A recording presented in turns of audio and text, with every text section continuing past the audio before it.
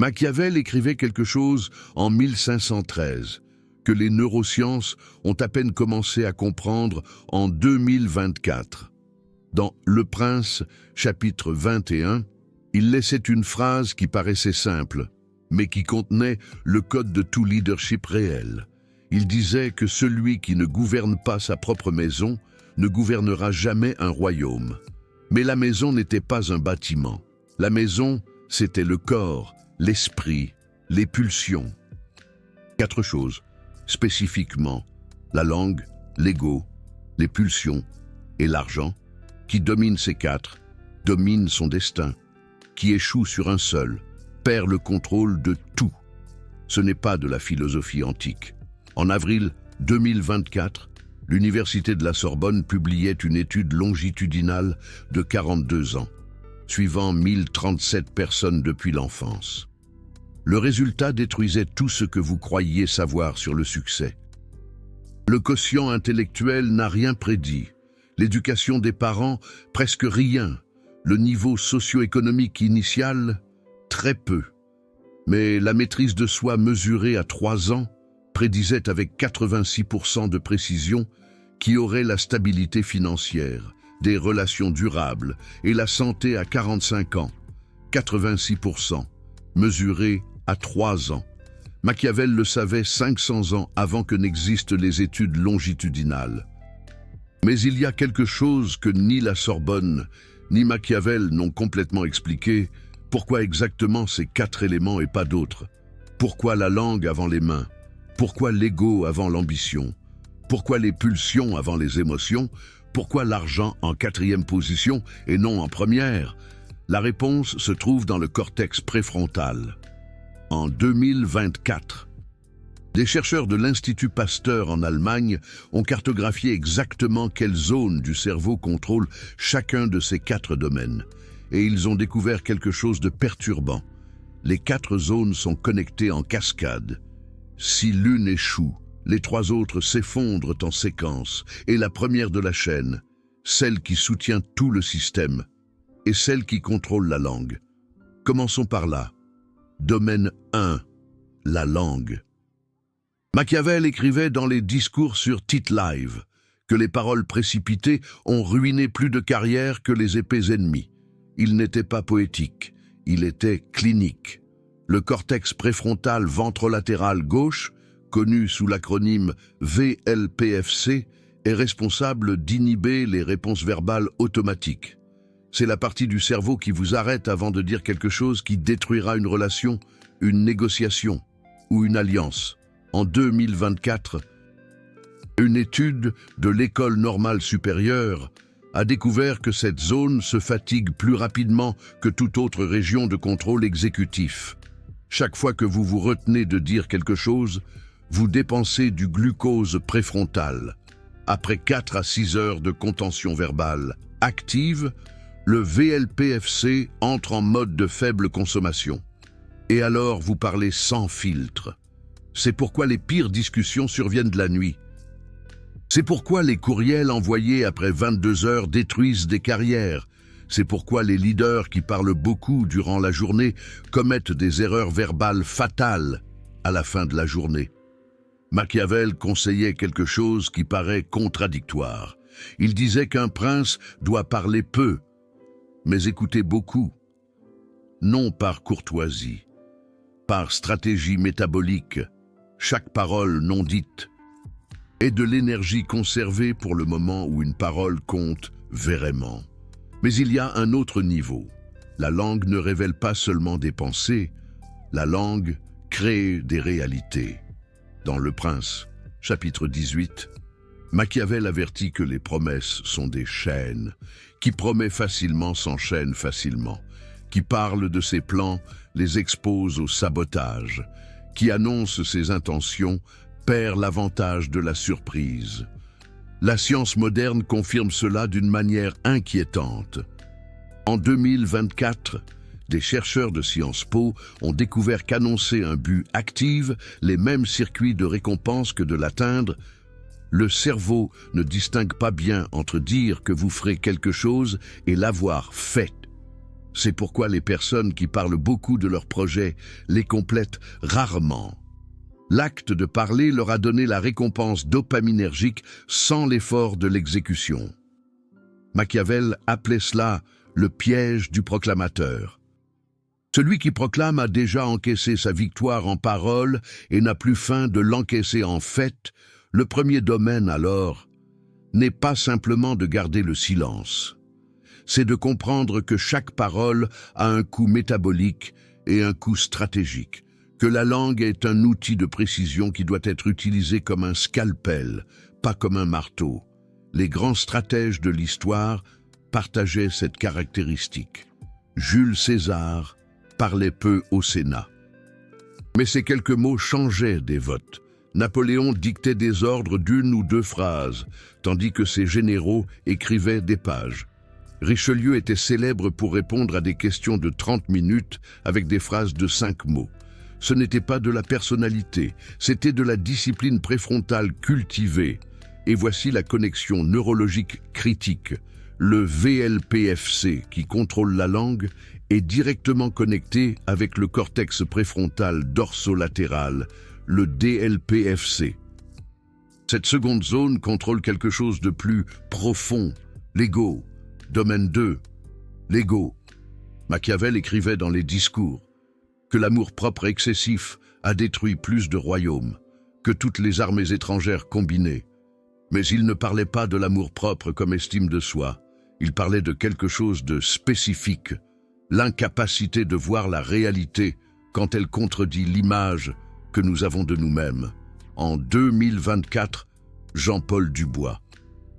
Le psychologue qui a découvert l'épuisement de l'ego dans les années 90 publiait une révision de sa théorie. Sa conclusion était surprenante. L'ego ne s'épuise pas, il se conserve. Ce qui paraissait épuisement était en réalité le cerveau rationnant des ressources quand il perçoit que l'effort ne vaut pas la récompense. Mais voici le problème. L'ego distord le calcul de récompense. Une personne avec un ego gonflé perçoit toute tâche qui ne confirme pas sa supériorité, comme non digne d'effort. Son cerveau conserve littéralement de l'énergie pour protéger une image qui ne correspond pas à la réalité. C'est pourquoi les personnes les plus talentueuses échouent fréquemment dans des tâches simples. Ce n'est pas qu'elles ne peuvent pas les faire, c'est que leur ego leur dit qu'elles ne devraient pas avoir à les faire. Machiavel décrivait cela avec précision chirurgicale. Il disait qu'un prince doit se voir lui-même comme les autres le voient, pas comme il voudrait être vu. Il doit maintenir un miroir mental qui reflète ses faiblesses avec la même clarté que ses forces. En termes neurologiques, cela requiert d'activer le cortex singulaire antérieur, l'ACC, qui est responsable de détecter des erreurs entre ce que nous attendons et ce qui se produit. Le problème est que l'ego désactive cette zone. Dans des études de neuroimagerie datant de 2024, des chercheurs de Stanford ont découvert que lorsque les individus reçoivent des critiques qui contredisent leur image d'eux-mêmes, le cortex singulaire antérieur, l'ACC, se désactive et l'amygdale, elle, s'active. Au lieu de traiter l'information, le cerveau passe en mode défensif, comme un chevalier relevant sa visière, prêt à parer le coup. C'est le piège de l'ego. Il ne vous permet pas d'apprendre de vos erreurs, car il ne vous permet pas de les voir comme des erreurs. Vous restez figé dans votre armure, incapable d'évoluer. Machiavel recommandait une pratique spécifique pour contrer cela. Il disait qu'un prince sage doit avoir des conseillers qui lui disent la vérité, sans crainte de représailles, non pas parce que le prince apprécie les critiques, mais parce qu'il a besoin d'un système externe de correction. Même quand son système interne faillit, c'est comme avoir un médecin qui peut diagnostiquer ce que vous ne voyez pas vous-même. En langage moderne, vous avez besoin de personnes qui hackent votre ACC quand votre ego le désactive. Des amis, des mentors, des collègues qui ont le courage de vous dire les 4 vérités, même quand ça pique. Mais il y a un niveau plus profond. L'ego ne se contente pas de distordre la perception des critiques. Il distord la perception des opportunités. C'est un voile qui vous empêche de voir clair. Un ego inflé voit des menaces là où il y a des alliances possibles. Il voit de la compétition là où il y a de la collaboration potentielle. Il voit des insultes là où il y a de l'information utile, un peu comme un paranoïaque qui voit des complots partout. En avril 2024, une étude de l'Université de Toronto a découvert que les personnes avec le plus de maîtrise de soi étaient perçues comme plus fiables, plus compétentes et plus dignes de promotion, un peu comme les élèves studieux qui sont toujours récompensés. Mais la variable cachée, ce n'était pas la maîtrise de soi en elle-même, c'était l'absence d'ego défensif, c'était la capacité à rester ouvert à l'apprentissage et à la remise en question. Les personnes avec maîtrise de soi ne réagissent pas aux provocations parce qu'elles ne perçoivent pas de provocation. Leur ego n'est pas constamment en train de scanner l'environnement, à la recherche de menaces contre leur image d'eux-mêmes. Elles sont concentrées sur leur objectif, pas sur leur image. Cela libère des ressources cognitives massives. Elles peuvent se concentrer sur la tâche à accomplir sans gaspiller d'énergie dans des guerres intestines. Machiavel l'exprimait ainsi: le prince qui n'a pas besoin de prouver sa grandeur a l'énergie pour la construire. Il peut se consacrer à son œuvre au lieu de se perdre dans des démonstrations stériles. La connexion avec le domaine précédent est directe. Si vous ne contrôlez pas votre langue, votre ego s'expose constamment. Chaque parole inutile est une opportunité pour les autres d'attaquer votre image de vous-même. Chaque proclamation est une promesse que votre ego devra défendre. C'est comme se promener dans un champ de mines avec une voix forte. Le silence stratégique protège l'ego de batailles inutiles.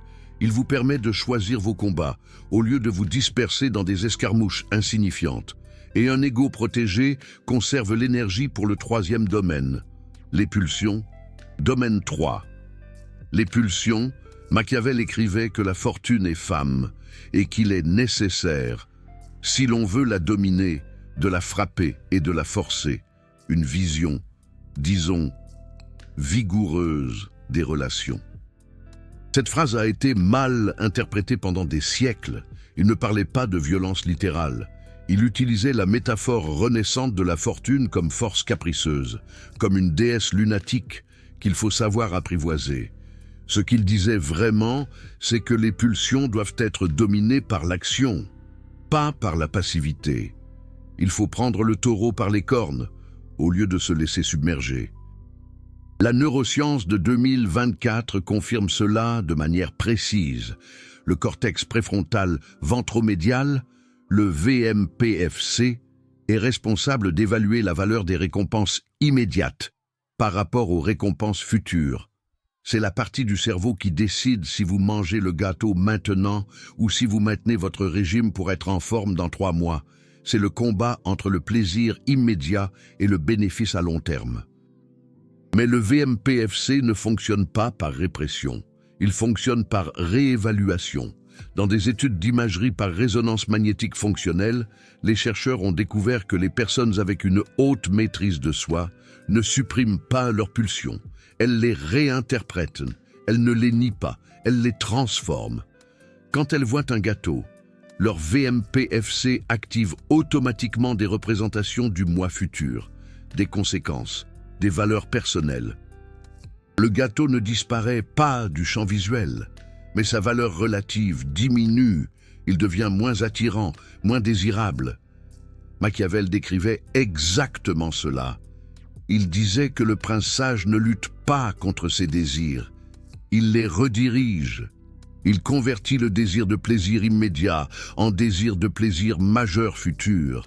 Il convertit la colère en carburant pour une action calculée. Il convertit la peur en prudence stratégique. C'est l'art de l'alchimie psychologique. Ce n'est pas répression, c'est transmutation. C'est l'art de transformer le plomb en or. Et voici quelque chose de crucial que la plupart ne comprennent pas. Les pulsions ne sont pas l'ennemi. Le manque de direction des pulsions est l'ennemi. C'est comme avoir un moteur puissant, sans volant.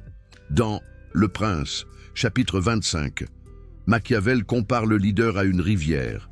Une rivière sans lit détruit tout sur son passage. La même rivière canalisée irrigue les champs et génère de l'énergie. C'est la puissance maîtrisée. Les pulsions sont la rivière. La maîtrise de soi est le lit. La recherche de l'Université de la Sorbonne de 2024 a trouvé que les enfants avec une haute maîtrise de soi n'avaient pas moins de pulsions que les autres enfants. Ils avaient de meilleurs systèmes de canalisation. Ils savaient comment utiliser leur énergie quand ils sentaient de la colère. Ils la convertissaient en compétitivité dans les sports. Quand ils sentaient de la peur, ils la convertissaient en préparation obsessive. Quand ils sentaient le désir de reconnaissance, ils le convertissaient en réalisation, qui générait une reconnaissance légitime. C'est l'art de transformer ses faiblesses en force. C'est fondamentalement différent de la vision stoïcienne d'éliminer les passions. Les stoïciens prônaient l'ataraxie, l'absence de trouble. Machiavel n'était pas stoïcien, il était pragmatique. Il savait que les passions sont l'énergie de l'action. Un leader sans passion est un leader sans carburant. C'est comme un bateau sans voile. L'astuce est que les passions servent le leader, et non que le leader serve les passions. C'est l'art de maîtriser le feu, au lieu d'être brûlé par lui. La connexion avec les domaines précédents est maintenant évidente. Si vous ne contrôlez pas la langue, vous exprimez vos pulsions avant de pouvoir les rediriger. La parole prononcée cristallise l'impulsion en action prématurée. C'est comme tirer avant d'avoir visé. Si vous ne contrôlez pas votre ego, vos pulsions se distordent par des besoins de validation. Vous agissez pour prouver quelque chose aux autres, au lieu d'agir pour accomplir quelque chose pour vous. C'est l'esclavage de l'approbation. Seulement quand la langue et l'ego sont sous contrôle. Les pulsions peuvent être canalisées vers des objectifs réels. C'est le chemin vers la liberté et l'accomplissement. Et ces objectifs, dans le monde réel, impliquent toujours le quatrième domaine, l'argent. Domaine 4, l'argent. Machiavel écrivait dans Le Prince, chapitre 16, qu'un prince doit être parcimonieux pour ne pas avoir à voler ses sujets. Une maxime, d'une pertinence étonnante. Cela semble un conseil moral, mais ça ne l'est pas. Machiavel argumentait que la générosité excessive mène à la nécessité. La nécessité mène aux impôts. Les impôts mènent à la haine. La haine mène à la chute. C'est une chaîne implacable. C'est comme une équation mathématique, dont le résultat est inévitable. C'est une chaîne causale d'économie politique, pas d'éthique. Il s'agit de survie politique, pas de moralité. Mais il y a quelque chose de plus profond. L'argent est le domaine où les trois autres se manifestent de manière tangible. C'est le miroir de votre âme. Une langue sans contrôle dépense de l'argent dans des engagements verbaux imprudents. C'est comme signer des chèques en blanc. Un ego sans contrôle dépense de l'argent dans des symboles de statut qui ne génèrent pas de valeur réelle. C'est comme acheter des illusions.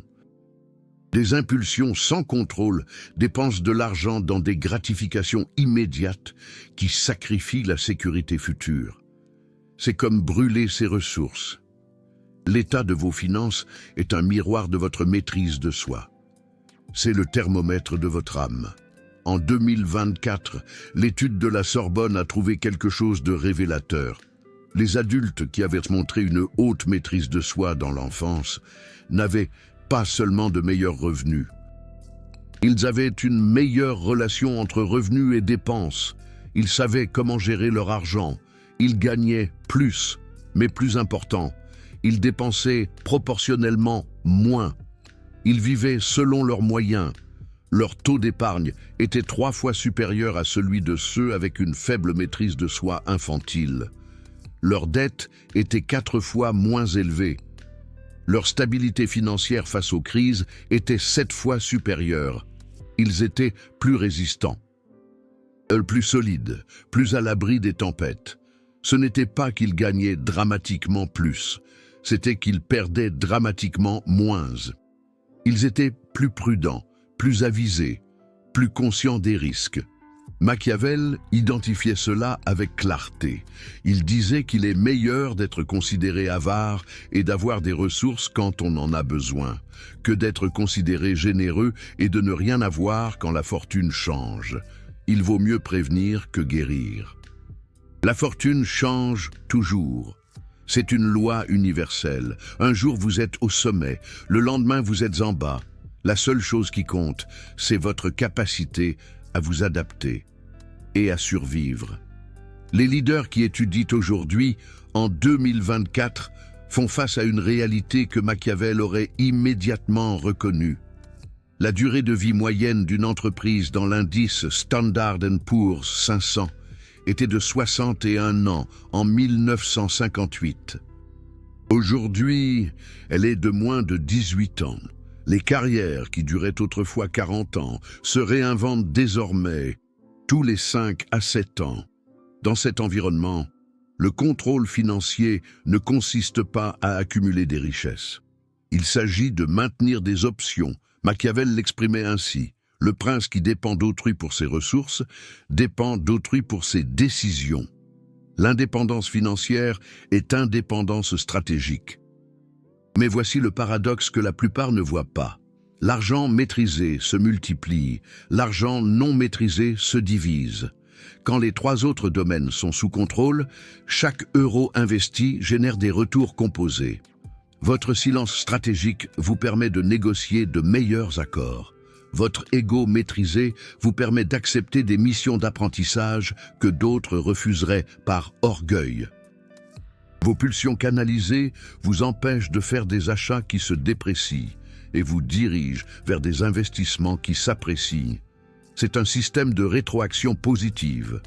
Mais quand les 3 autres domaines échouent, l'argent se transforme en un système de rétroaction négative. Votre langue déliée vous engage dans des dépenses que vous n'aviez pas planifiées. Votre ego gonflé vous oblige à maintenir des apparences coûteuses.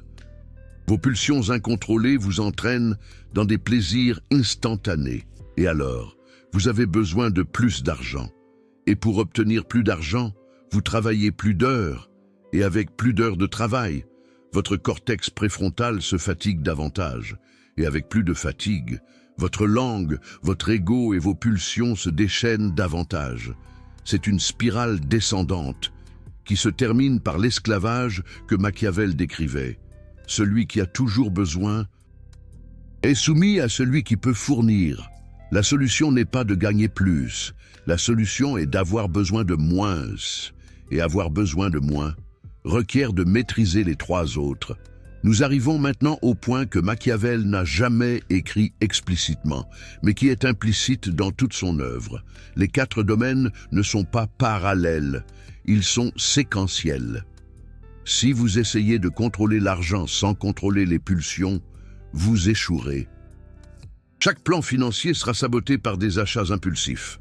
Si vous essayez de contrôler les pulsions sans contrôler l'ego, vous échouerez. Votre ego créera des justifications pour chaque pulsion qu'il voudra satisfaire. Si vous essayez de contrôler l'ego sans contrôler la langue, vous échouerez. Votre langue déliée exposera votre ego à des attaques qui le gonfleront défensivement. L'ordre importe. Langue d'abord. Ego ensuite. Pulsion troisièmement. Argent quatrièmement. Ceci n'est pas de la philosophie, c'est de l'architecture neurologique.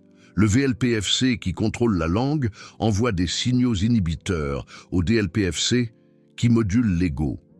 Le DLPFC envoie des signaux au VMPFC qui réévalue les pulsions. Le VMPFC envoie des signaux au circuit de décision financière dans le cortex orbitofrontal. C'est une cascade de contrôle de haut en bas. Si vous coupez le premier maillon, la chaîne entière s'effondre. Machiavel l'a intuitivement compris, sans imagerie par résonance magnétique. La neuroscience l'a confirmé avec des images cérébrales. Mais il y a quelque chose de plus En 2024, des chercheurs du MIT ont découvert que ces connexions se renforcent avec l'usage. Chaque fois que vous exercez un contrôle dans un domaine, les connexions vers les domaines suivants se myélinisent davantage. Cela signifie que la maîtrise de soi devient plus facile avec la pratique. Pas linéairement facile, exponentiellement facile. Les premiers mois de contrôle de la langue sont épuisants. Mais après un an, cela devient automatique. Et quand la langue est automatiquement contrôlée, l'ego a moins à défendre. Et quand l'ego a moins à défendre, les pulsions ont moins de distorsion. Et quand les pulsions sont claires, les décisions financières sont évidentes. Machiavel vivait cela. Nous lisons ses lettres et nous voyons quelqu'un qui pèse chaque mot, qui accepte les critiques d'amis avec curiosité plutôt que par défense, qui canalise son ambition dans l'écriture quand la politique lui est refusée, qui vit modestement même quand sa renommée grandit. Ce n'était pas de la sainteté, c'était de l'ingénierie personnelle. Il disait que le prince doit être architecte de lui-même avant d'être architecte de son royaume. L'architecture commence avec ces 4 briques. Permettez-moi de vous donner maintenant quelque chose que vous pourrez utiliser dès demain. Ce n'est pas de la théorie, c'est de l'implémentation, protocole des 4 domaines. Pour la langue, pratiquez ce que les moines bénédictins appelaient le grand silence. 1 heure par jour sans parler, pas de méditation. Simplement ne pas parler, vous pouvez travailler, marcher, lire, mais ne pas émettre de mots TS. Cela entraîne le VLPFC à inhiber l'impulsion verbale automatique. Après 30 jours, vous remarquerez que vous pensez avant de parler sans effort. Les mots cessent de s'échapper. Ils commencent à être choisis. Pour l'ego, pratiquez ce que les jésuites appelaient l'examen, chaque soir, 5 minutes à revoir la journée. Mais pas en cherchant les succès, en cherchant les moments où votre ego a déformé votre perception. Demandez-vous, où me suis-je senti attaqué aujourd'hui? Était-ce réellement une attaque ou était-ce de l'information? Où me suis-je senti supérieur? Était-ce une supériorité réelle ou une compensation? Ou ai-je évité quelque chose en dessous de moi? Était-ce réellement indigne ou mon ego l'a-t-il étiqueté ainsi? Cela active le ACC manuellement quand l'ego l'avait désactivé. Pour les pulsions, pratiquez ce que Machiavel recommandait implicitement, la redirection. Quand vous sentez une forte pulsion, ne la réprimez pas. Demandez-vous vers où veut aller cette énergie, puis donnez-lui une destination productive. La colère se transforme en exercice intense, la peur se transforme en préparation détaillée. Le désir de reconnaissance se transforme en travail excellent qui méritera reconnaissance. Vous ne luttez pas contre la rivière, vous la canalisez. Pour l'argent, pratiquez ce que j'appellerais la règle de Machiavel. Avant chaque dépense non essentielle, attendez 72 heures. Ne vous interdisez pas la dépense. Contentez-vous de la reporter. Pendant ces 72 heures, votre VMPFC a le temps d'évaluer la valeur réelle par rapport à la valeur impulsive. 80% des dépenses impulsives disparaissent durant cette période. Les 20% restants en valent probablement la peine. Ces 4 pratiques prennent moins d'1 heure par jour combinées. Mais leurs effets sont permanents. Machiavel écrivait que le temps est le père de toute vérité. Après 90 jours de ce protocole, vous verrez la vérité de qui vous êtes réellement quand vous ne réagissez pas automatiquement. Et cette personne, celle qui reste quand le bruit s'éteint, est la seule qui puisse gouverner quelque chose qui vaille la peine. Un royaume, une entreprise, une famille, ou simplement une vie qui ne soit pas en guerre avec elle-même. 500 ans après Machiavel, la science a confirmé ce qu'il a vu avec une pure observation. 4 domaines, un système, une cascade de contrôle qui sépare ceux qui réagissent de ceux qui agissent. Il y a quelque chose que je dois vous mentionner avant de terminer. En novembre 2024, l'Université de la Sorbonne a publié une méta-analyse portant sur 147 études sur la maîtrise de soi. Ils ont analysé les données de plus de 200 000 personnes dans 32 pays. La conclusion fut dévastatrice pour les théories traditionnelles. La maîtrise de soi n'est pas une ressource limitée qui s'épuise comme un muscle. La maîtrise de soi est une compétence qui s'entraîne comme une langue. Et comme toute langue, elle comporte 4 éléments de base qui doivent être appris dans l'ordre: vocabulaire, grammaire, syntaxe, expression, la langue, l'ego, les pulsions, l'argent. Ce n'est pas une coïncidence si l'ordre est le même.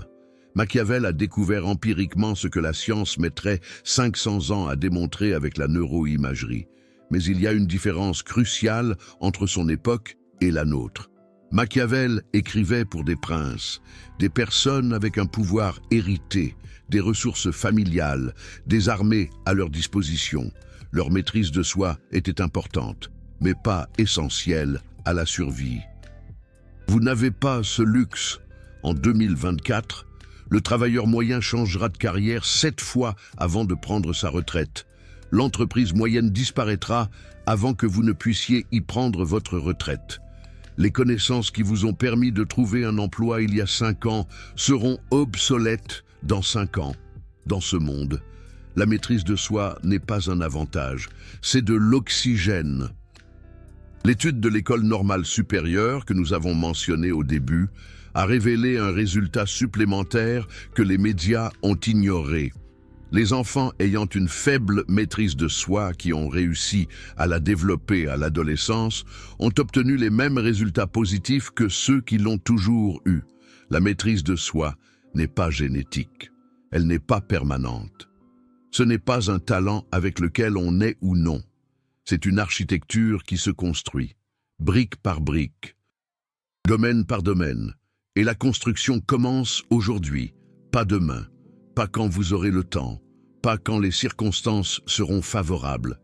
Aujourd'hui, Machiavel avait une phrase pour cela. Il disait que la fortune n'aide que ceux qui sont déjà prêts à la recevoir. La préparation, c'est la maîtrise de soi. La fortune, c'est tout le reste. Maîtrisez la langue, et votre ego trouvera la paix. Maîtrisez l'ego, et vos pulsions auront une direction. Maîtrisez les pulsions, et votre argent aura un but. Maîtrisez les 4, et vous maîtriserez la seule chose que vous pouvez réellement maîtriser, votre vie. Tout le reste n'est que conséquence.